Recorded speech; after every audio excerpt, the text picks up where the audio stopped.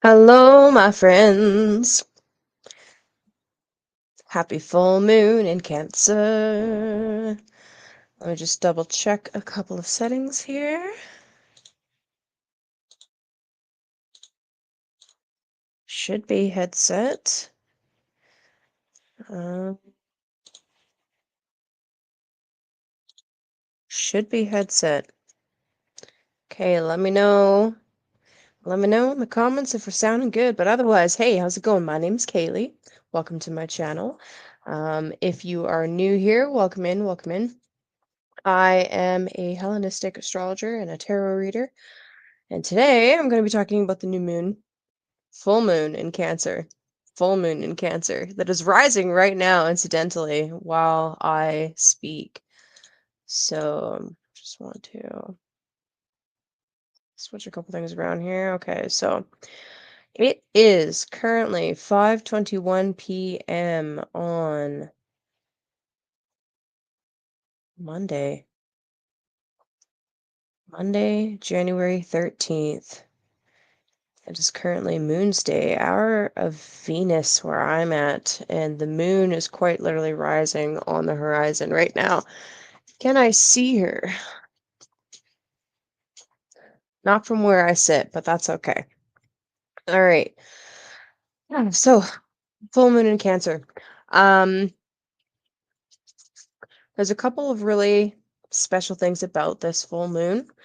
The first being that the moon right now is incredibly out of bounds.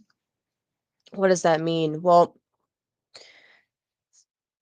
most simply put, the path of the sun goes from the two tropics, from the Tropic of Cancer to the Tropic of Capricorn. And it stays in between those two tropics throughout the year. There's only a certain number of degrees north and south of the ecliptic that the sun goes.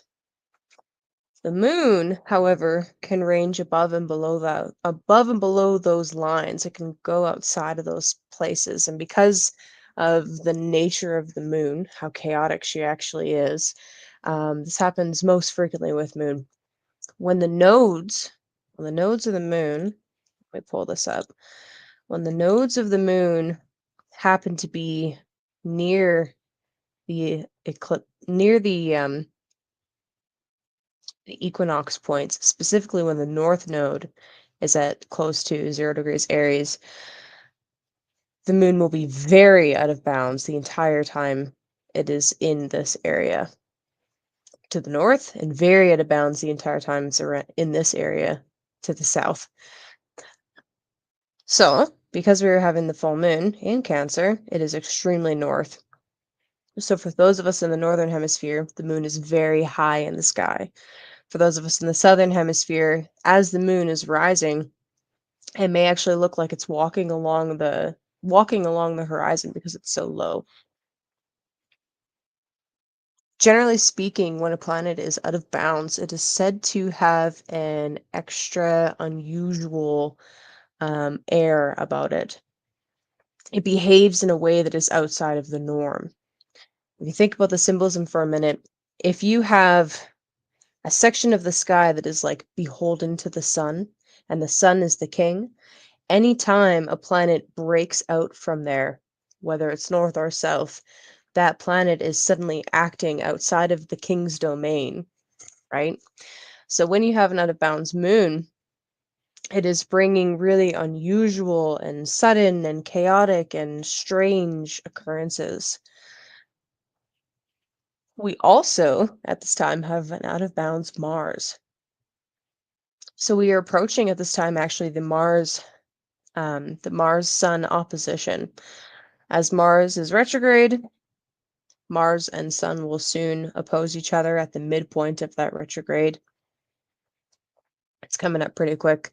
Sun right now is at 24 degrees of tropical Capricorn, and Mars is at 27 degrees of tropical Cancer, moving backwards, of course.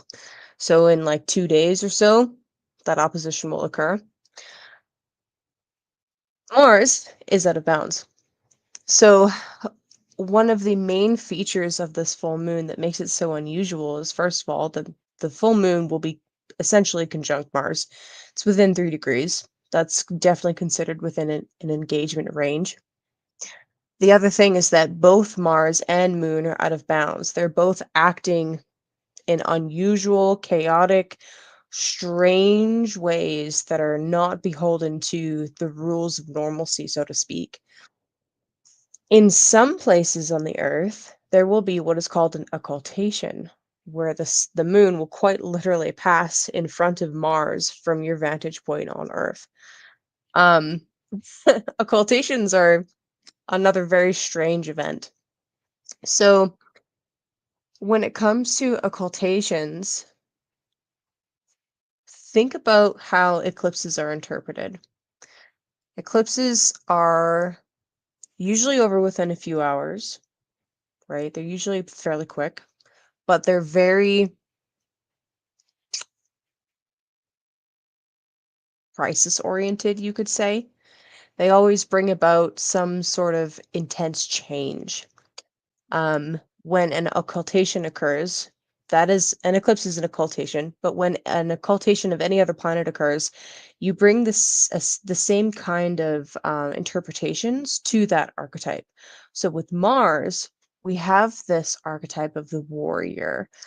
In Cancer, Mars in Cancer, which is where he is right now, we have this hyper protective figure. We have the soldier that wants to protect his home, so to speak. You have the mama bear. That's another excellent way to look at this archetype. So you have a mama bear that is no longer beholden to the king, who is acting outside of the norm because he's out of bounds. And then you have that archetype suddenly disappear from the sky as the moon crosses in front of him. Now, in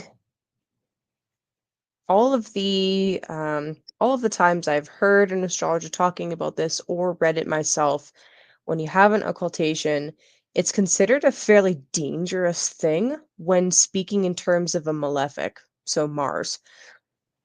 And if you think about it this way, you have something that is chaotic, dangerous, potentially violent, Mars, and suddenly it's being hidden from sight. So, would you rather have somebody in your sights that is potentially chaotic and unpredictable?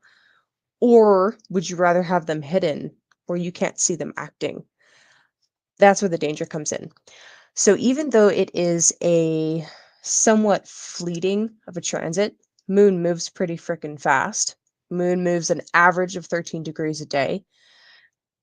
Even though it is technically pretty fleeting, it is still a potent event. For a fallen retrograde Mars to be occulted from the sky, I would be more than comfortable saying that there's likely going to be some very distinct events happen around the world in the news that really bring that archetype to the forefront.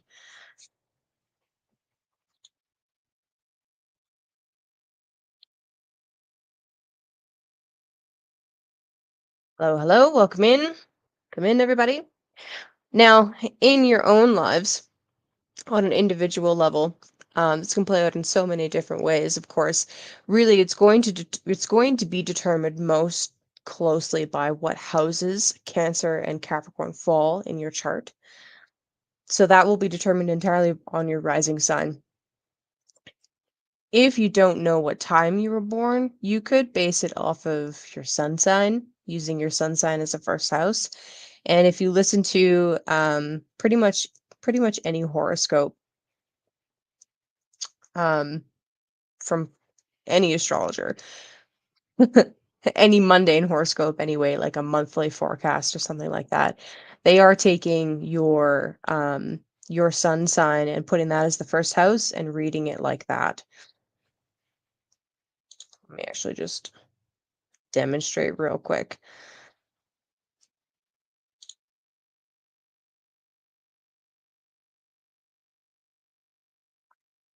So let's say you were a Leo rising.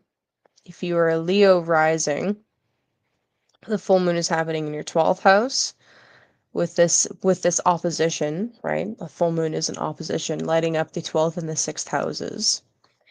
And actually, let's go like this. Virgo rising lights up the 5th and the 11th, so on and so forth. Around the wheel we go. For a Libra rising, it lights up the 4th and the 10th axis, so on and so forth. Now, I did not, hey Jim, I did not prep. I didn't prep for this because I'm actually in the middle of moving. So, I could do some off-the-cuff horoscopes if you guys really want. I do have one set of cards that I kept out for this. Uh, I feel like this is an appropriate set of cards, actually. I brought, my Hermetic deck.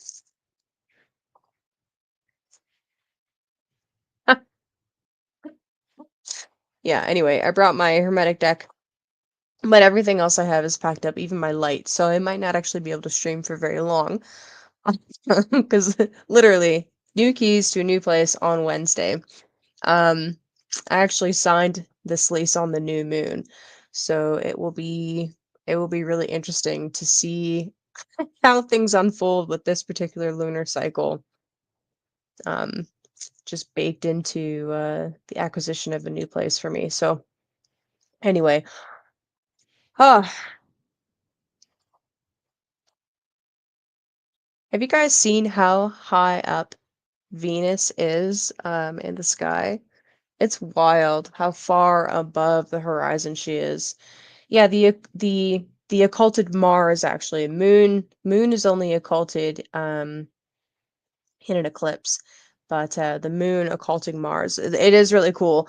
I believe I have a website actually. Let me pull it up if I can remember what it is. If you're along the if you're in the eastern states, you should be able to see it. I think it's this one.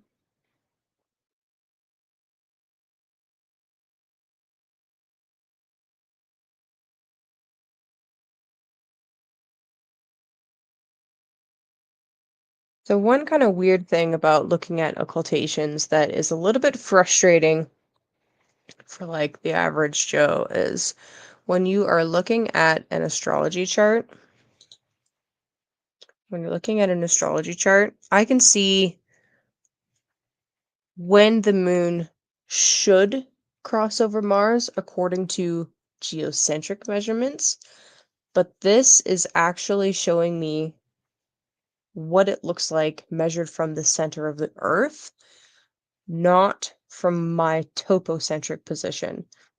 Um, and unfortunately, this particular free software does not show me topocentric, as far as I'm aware. I don't think it does. Astro Gold does. Oh, yes, it does. Hold on, one sec. Oh, that's so sick. Okay, hold on. So there actually is a topocentric. I didn't realize that till just now. Oh, that's so exciting. Okay, so the reason why it's different, all right? So when you're talking about, oh, it's so dark. I'm sorry. When you are talking about measurements from the center of the earth in the average chart, um, you're basically taking an average. It'll be true for everybody because you're taking the measurement from the middle, from the very middle. That's fine, but it doesn't match what you see in the sky based on where you are. So where you are on the earth, you all have different elevations. Where I am in central Alberta is going to be different from someone on the coast. We will have a different elevation, and that is enough to change where we see the moon in relation to our elevation. Like it's just enough to make it a little bit different. So let me see if I can find this website that I was just mentioning. Let's see here, space and time. So there is a really cool graph.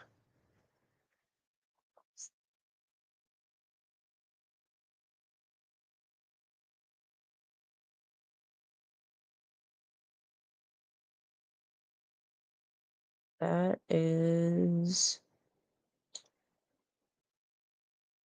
I mean, this is one. It's not the one I was thinking of, though.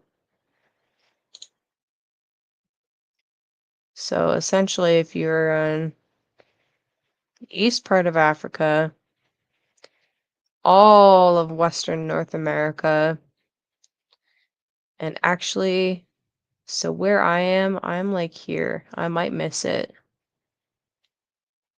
I don't think I'll be able to see it.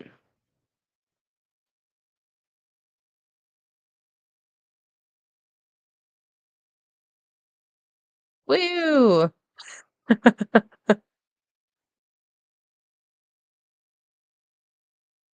Yep.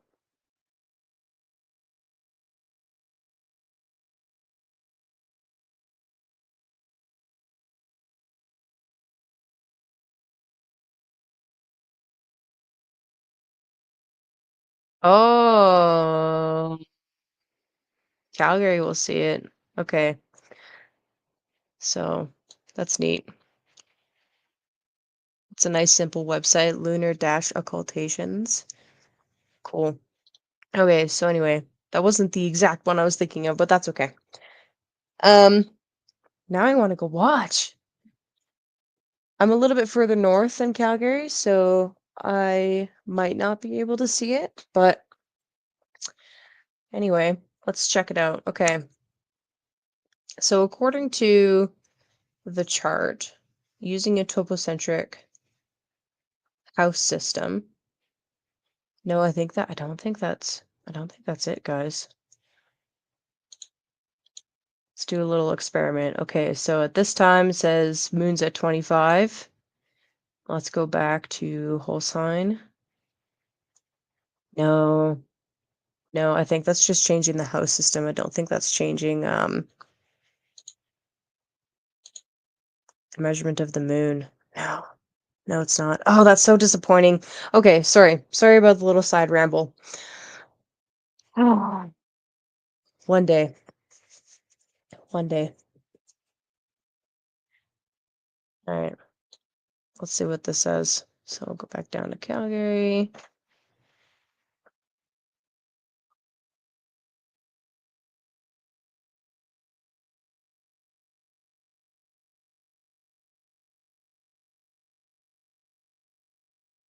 $2:30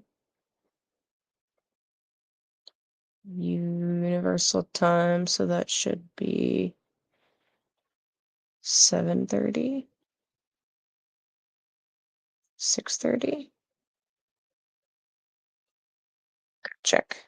Gotta check. Hey Stacy, hey Jimmet. Good to see you guys.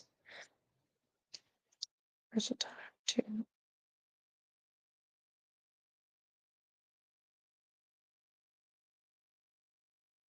It's 7 hours. Okay, so if I'm reading that correctly, oh, I'm gonna look up Cali for you. So that's all Canada.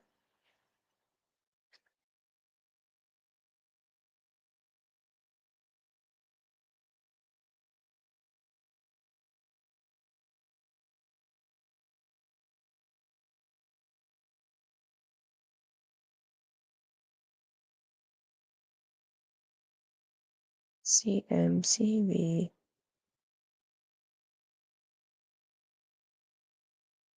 Mexico. There's the US. Here you go for my Americans. All right.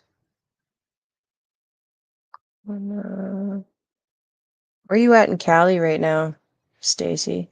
See if we can find you.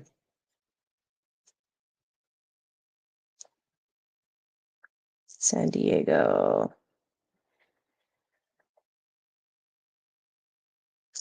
San Diego, dog? Sorry. All right. Still on the east. Oh, sorry. This is actually alphabetical. Duh. Okay. Palm Springs. Okay, Palm Springs says 150, so it should be. So it should begin a little bit before me. That makes sense. So one.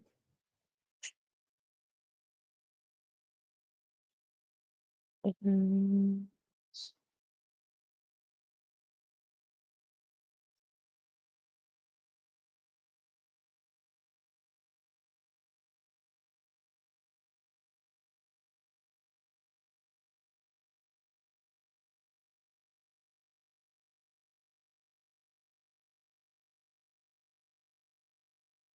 and wait. You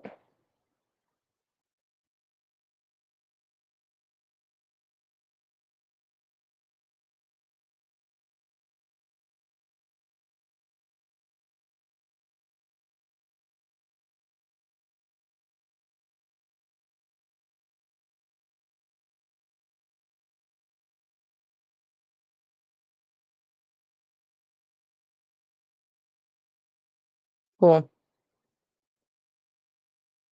Yeah, where you at, Jimmy?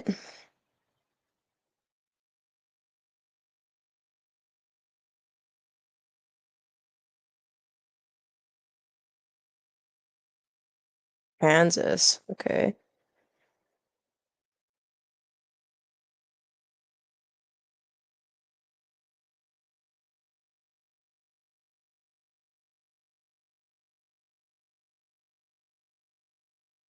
Let's look up Little Rock. Dun, dun, dun, dun, dun, dun. Little Rock around 2 Universal Time. Well, that's exciting.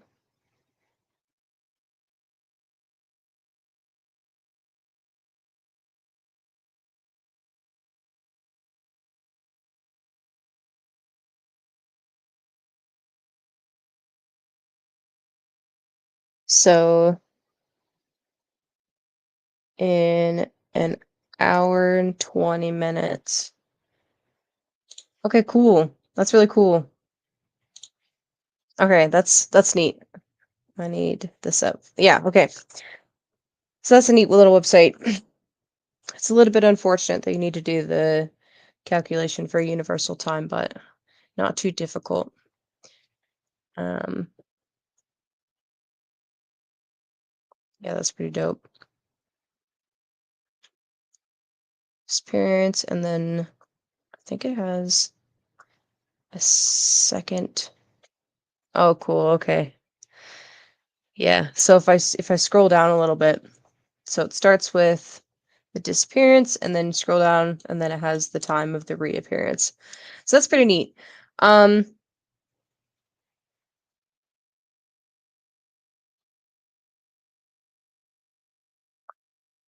that is definitely something to explore. Now, depending on who you ask, some astrologers might say that watching an occultation is not a good idea because you are therefore inviting the evil energy in, just similar to what some of them will say about eclipses. I don't think that's the case. I don't really believe that. Um, but do with that information what you will.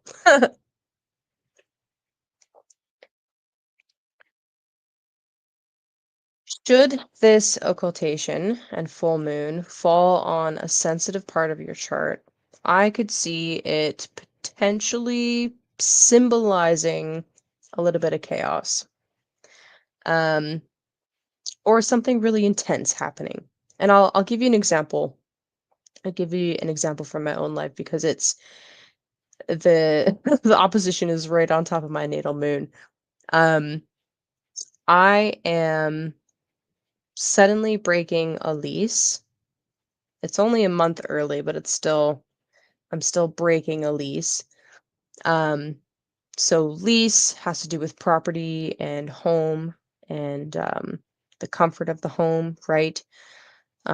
which ties directly to moon themes. So we're bringing in both themes of Cancer and the natal moon. With the break and the cut, there's the Mars symbolism there. As I'm going to get my keys in the next week and we're beginning the process of moving out, I'm really kind of crossing my fingers that nothing goes kind of crazy here, but there's always that potential. Um, conflicts with people in and around the home is totally possible, whether it's between myself, my boyfriend, and our roommate, or the other people that live in this building. I'm open to the possibility that there could definitely be some craziness. So, I'm aware of that possibility. Kind of just walking you guys through like what do you do when you see a really potentially intense transit coming? The other thing is moving into this new place, I want to make damn sure that I'm doing everything in my power to prevent catastrophe. And like that's kind of a crazy way to look at it, but considering what we're seeing down in LA right now and what we've seen with like flooding in different areas of the country, I want to make sure that um I might not have any power to prevent anything from happening, but should the worst occur, at least I have, emergency supplies on hand, and I have some cash, and I've got, um a decent like tenants insurance policy, and like just the bare bones basics. Um, all those are the main things that I am responsible for, that I have power over. I don't have power over somebody else setting a fire. I don't have power over um, pipes freezing and bursting, shit like that. But I do have a few things that I can control, and I do have a few things that I can alter and help prevent and smooth over should the worst happen. Now, I'm not actually expecting anything crazy to happen, but possibility exists. And because this particular opposition and occultation is activating and touching a fairly sensitive part of my natal chart, you always need to be aware of when there's a really intense transit happening, what the natal promise is. So this is a really big key difference between Hellenistic astrology and modern astrology. Is Hellenistic astrology will always take your natal promise into account. So what that means is ultimately it will always come back down to your natal chart. You can talk about the energy and the possibilities and all of this stuff all day long, but if it doesn't actually activate a part of your chart, nothing's going to happen. And in addition to that, when it touches and activates a part of your chart, the chart is never going to change. Now, this always brings to the forefront the debate between like fate and free will. How much is fate? How much is free will? Do we have any power to change things?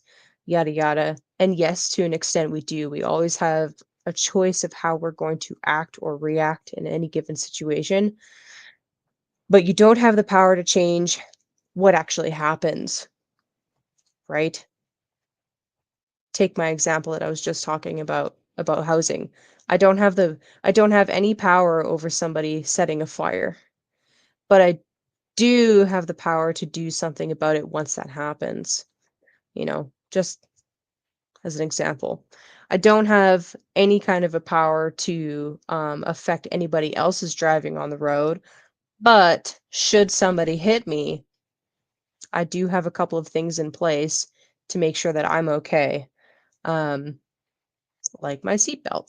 But just as an example, it's a silly example, but I hope you see that it's illustrating my point.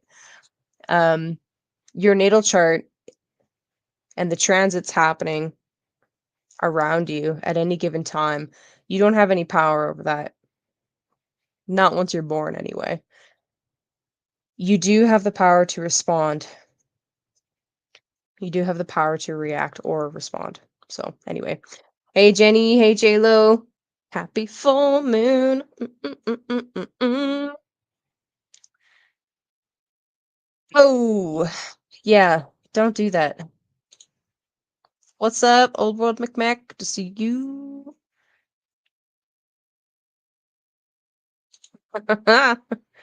Yeah. A little bit of cancer's fun. Little bit of cancer's fun. Okay, let's see. How about if anybody wants me to do a reading for them real quick, I'm down, but I do want to go and watch the occultation. So, especially since I know I'm gonna be able to see it, and it looks like it's pretty clear skies, so that's exciting. Um, just wanna note down the time that it said for my area again. So 2:30 UTC should be in. It's 12:42 UTC, so should be in an hour and 50 minutes. Okay. All right. So I got a bit of time. I got a bit of time.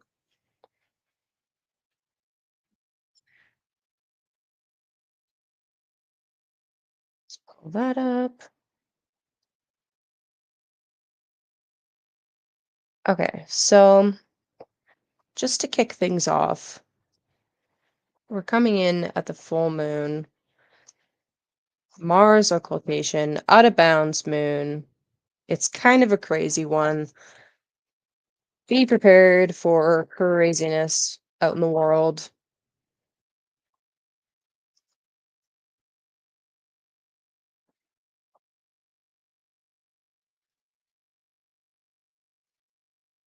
Do your best to stay grounded out there.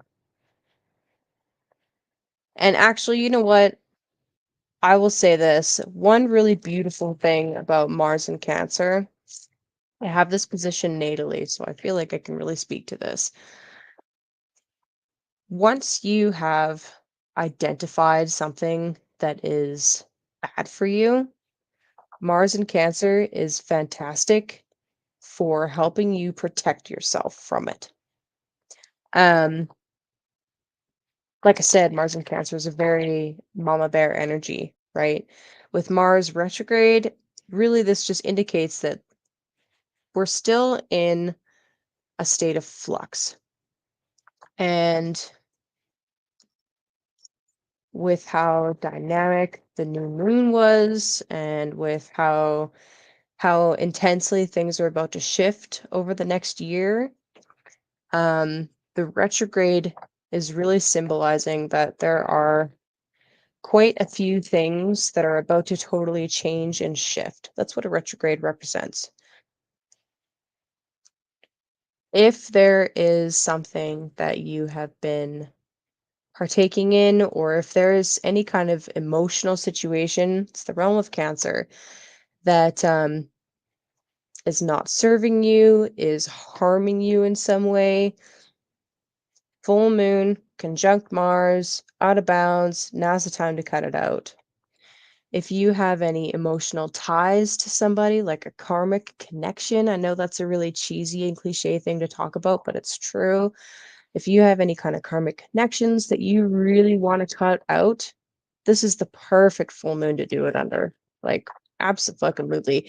Especially if it is some kind of tie or set of memories or has some kind of traumatic link that is somehow stopping you from growing, that is somehow holding you back from climbing the mountain, so to speak. Cut it out. I really feel like full moons are a good time specifically for any kind of ceremony where you are ending something and turning the page. The full moon is, after all, a culmination, it's a manifestation.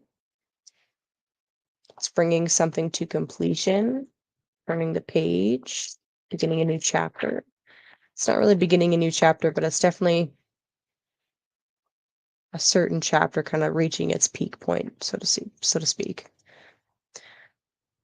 So for this full moon, what do people most need to hear at this time?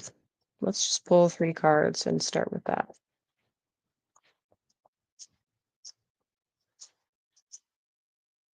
Whoa, too much.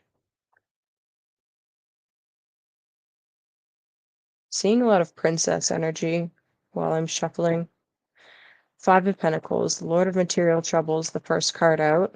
So there's some anxiety in the air. There's anxiety around our material reality. So first thing I'll say about that is that some of that anxiety is actually a really good thing. It helps you plan. Planning, I mean, we are in Capricorn season after all. Planning's not a bad thing. Imagine you have a garden or you have a field to plow, but you need to find the best way to maximize the space that you have. If you take some time to plan, you're going to be way more successful than just doing it chaotically. I mean, do what you want, but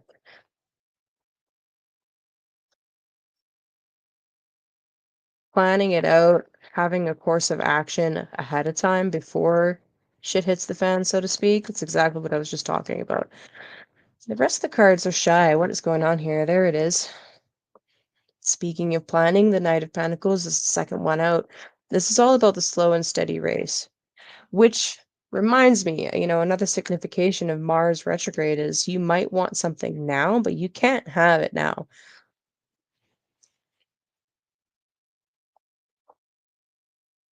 There's a need to slow it down.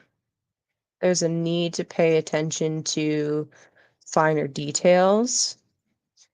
There's a need to think about the long-term game rather than the short term. We're not gambling right now.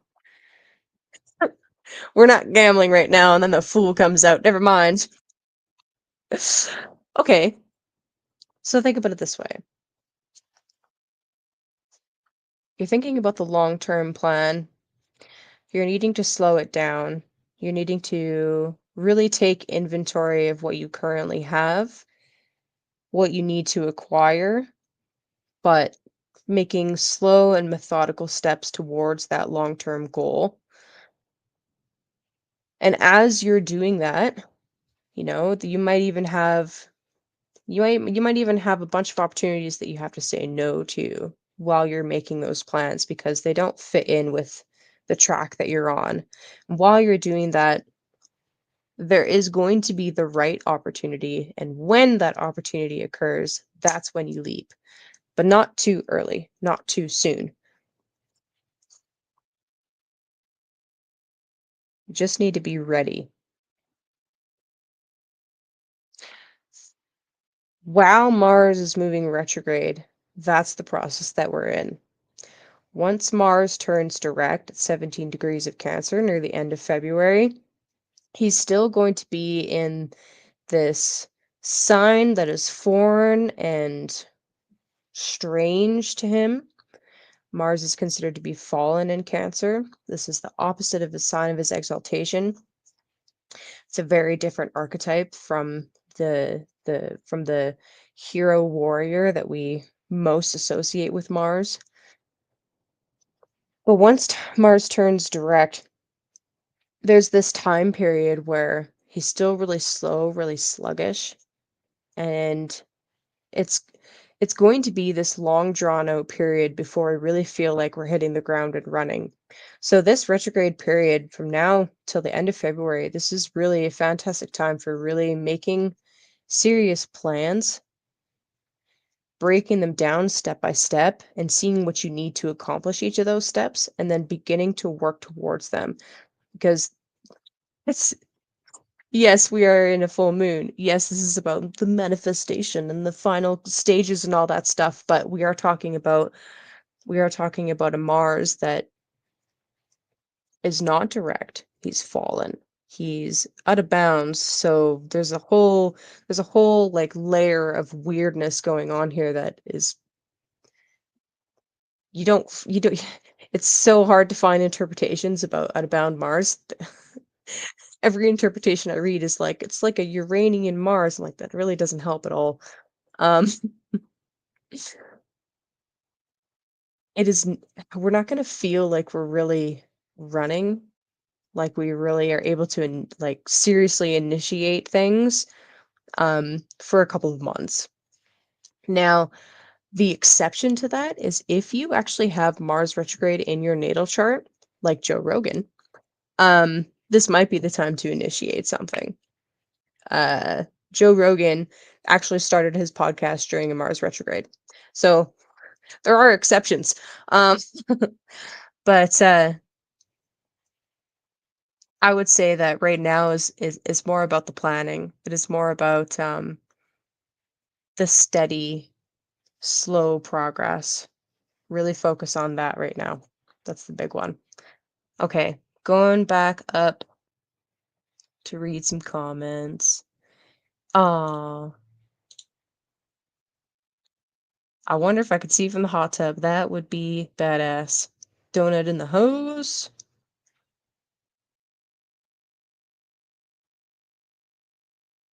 Oh, babies.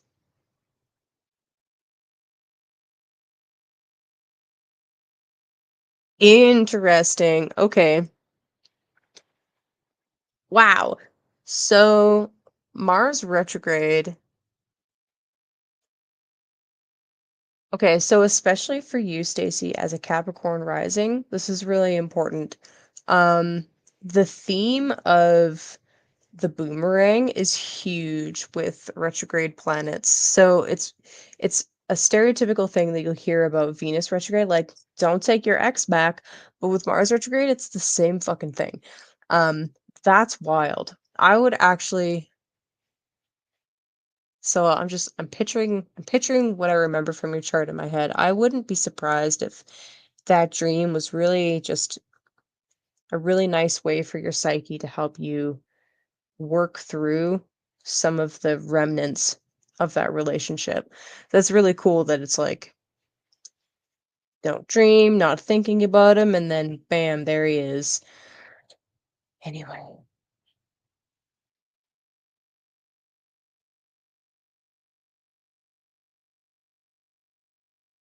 I've been hearing quite a few people getting sick lately and just needing to rest, needing the extra rest. I'm not surprised. And there's like this weird fog thing. I don't even know if that's real. But the 2 people that I'm thinking of that, like, immediately got sick after driving through a weird fog, it's like, I don't know what's going on. Yeah, I mean, fair enough. I feel like that's the appropriate response. I feel like that's an appropriate response. Okay, if anybody wants to do a reading, now would be the time because it is about to be fog can be really weird. This is true. Yeah, it's about to be my supper time, so if you want a reading, let me know. Let's do it.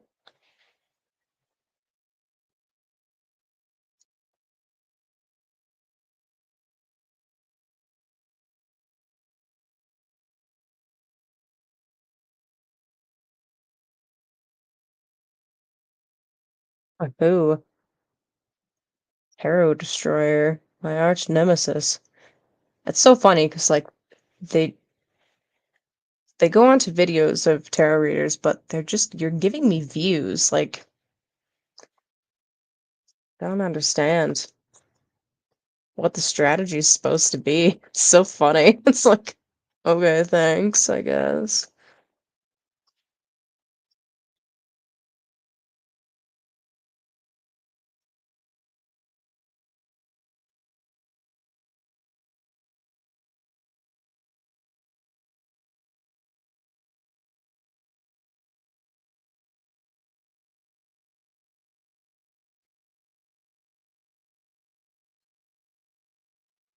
Mm. All right, let's pull the chart up real quick. See what else we can see from this. All right, wrench crew, you're on duty. I can't see it anymore. It's up to you.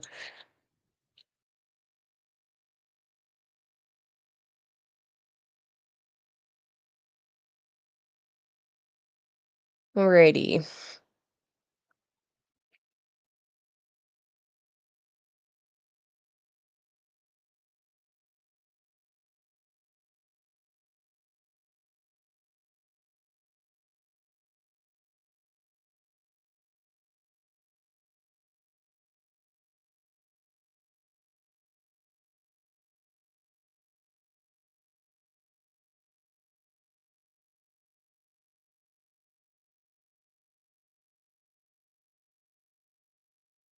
Oh, that's cool. Over the course of the night will be Venus-Jupiter square.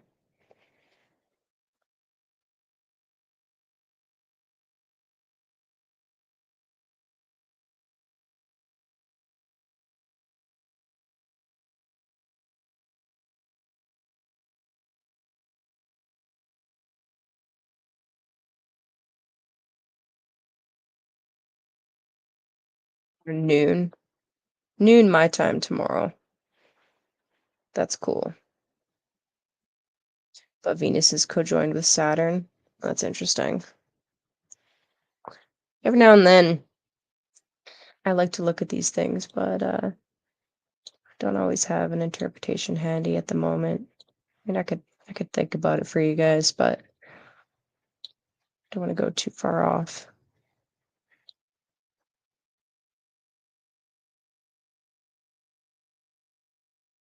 Oh, don't even bother, Stacy. It's literally a bot.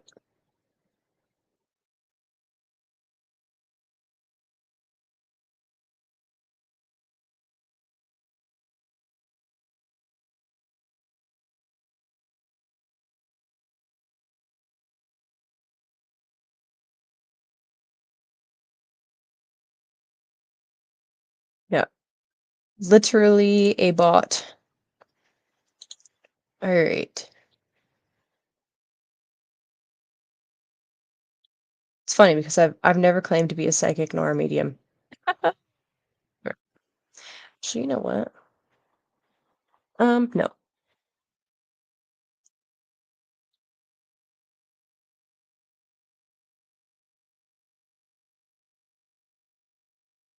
I'm gonna pull up something.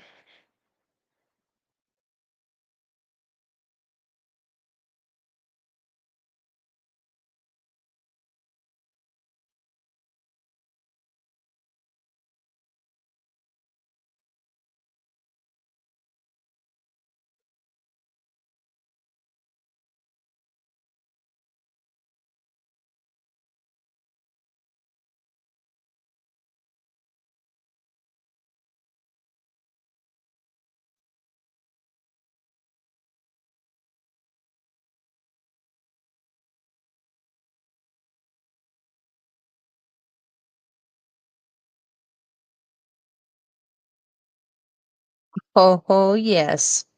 I need some more RAM, but it's pretty awesome. In the beginning, God created the heavens and the earth.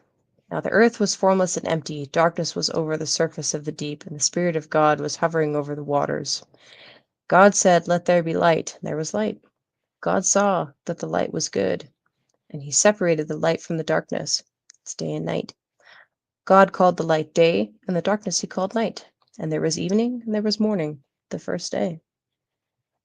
And God said, "Let there be a vault between the waters to separate water from water." So God made the vault and separated the water under the vault from the water above it. And it was so. God called the vault sky. And there was evening and there was morning, the second day. Talking about land, la la la, vegetation, blah blah blah. And let there be lights in the vault of the sky to separate the day from the night, and let them serve as signs to mark sacred times and days and years. That's astrology, friends. And let them be lights in the vault of the sky to give light on the earth. And it was so. God made two great lights, the greater light, the sun, to govern the day, and the lesser light to govern the night. And he also made the stars. God set them in the vault of the sky to give them light on the earth, to govern the day and the night, to separate light from darkness. This is straight up all astrology. God saw that it was good. There was evening and there was morning, the fourth day. It always cracks me up. It always cracks me up.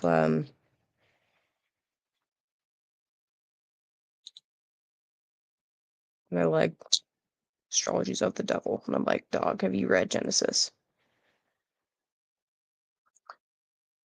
Or does it talk about the 12 temples?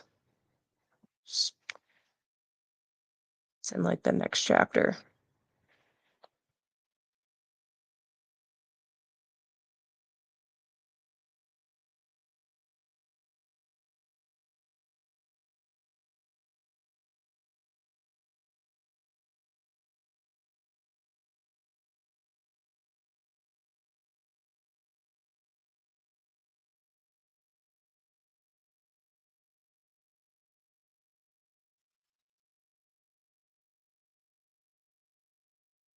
Mm, I can't find it. Anyway, good stuff.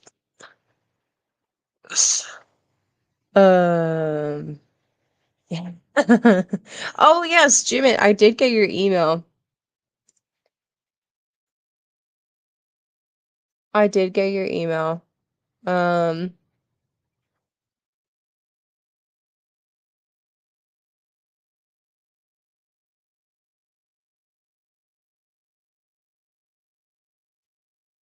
yeah, I don't know if I would want to be a medium.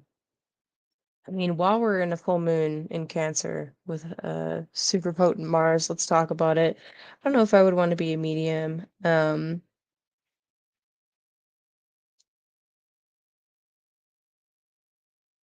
Or fully psychic if that were the case. I feel like it's already taxing enough on my body to read for people.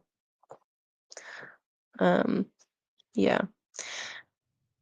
Ah. Okay, 5 minutes. If anybody wants a tarot reading or a quick transit reading, let's do it. Otherwise, I am going to head out, have some dinner, watch the moon occult Mars if I can see it happen here. It still looks pretty clear out. I mean, Venus is crystal clear, so it's usually a decent indication, but that's on the opposite horizon.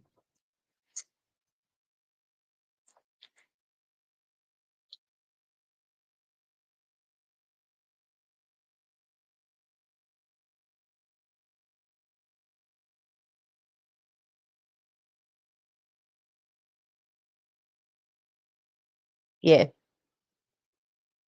Yeah. I feel like I feel like even with really solid protections and boundaries in place, it would be extremely draining. Um, I'm usually really invigorated after a good astrology session. Sometimes, sometimes it's very draining. Uh, for whatever reason, y'all need to use this PK. What's up? Get out. Okay, we'll just ignore the comment about the 12 temples in the sky. It's fine. We're just gonna ignore that. Um, yeah, for whatever reason, tarot really drains me. I just punched my mic, sorry. Uh,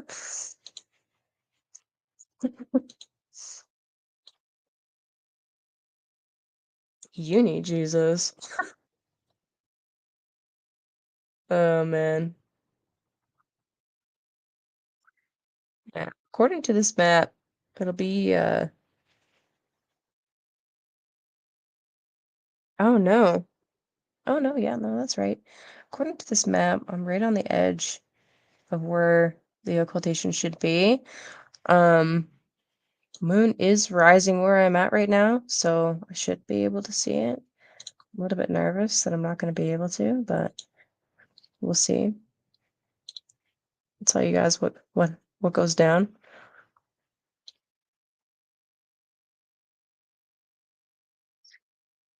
Okay, I am going to head out for the night. Thank you guys for hanging out with me for a little bit.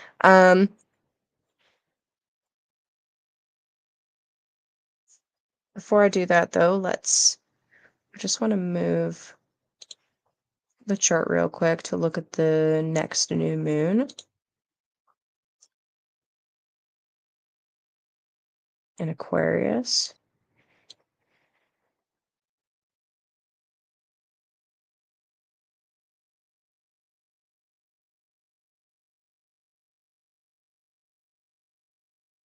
Yeah, some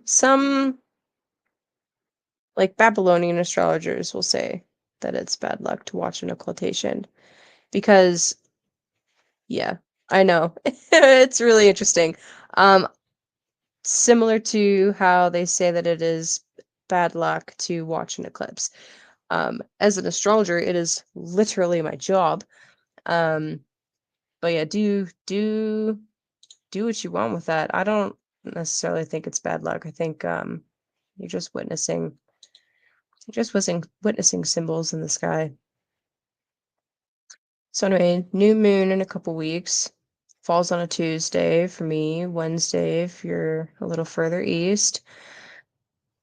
Uh, it will be just outside of the engagement range of Pluto, but still within the same sign as Pluto, and Mercury will be exactly conjunct Pluto at the time. So that'll be an interesting one to talk about.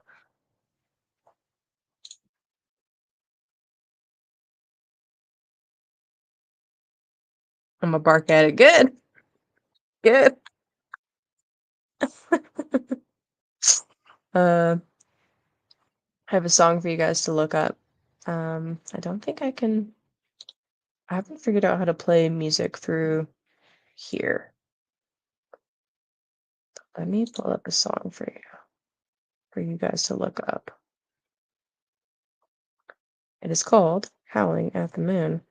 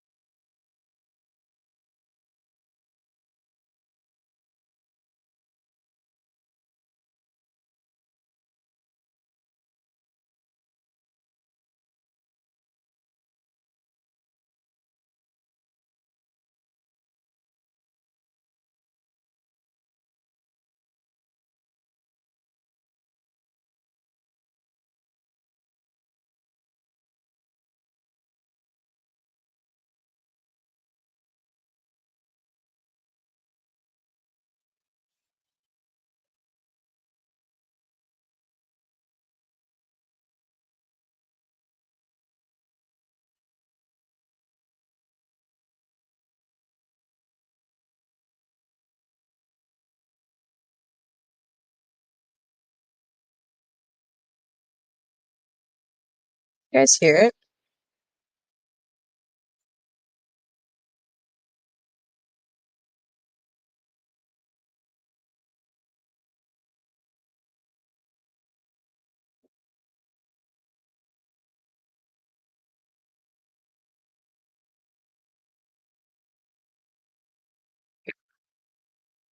I think so. I think I have to pull up I think I have to use Chrome, which sucks.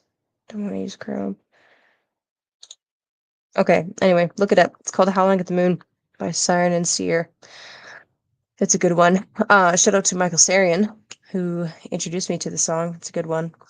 Okay, with that, I am out. Gonna go have dinner, continue my Monday night, and I will see you guys in a couple of weeks to talk about the new moon in Aquarius. All right, peace.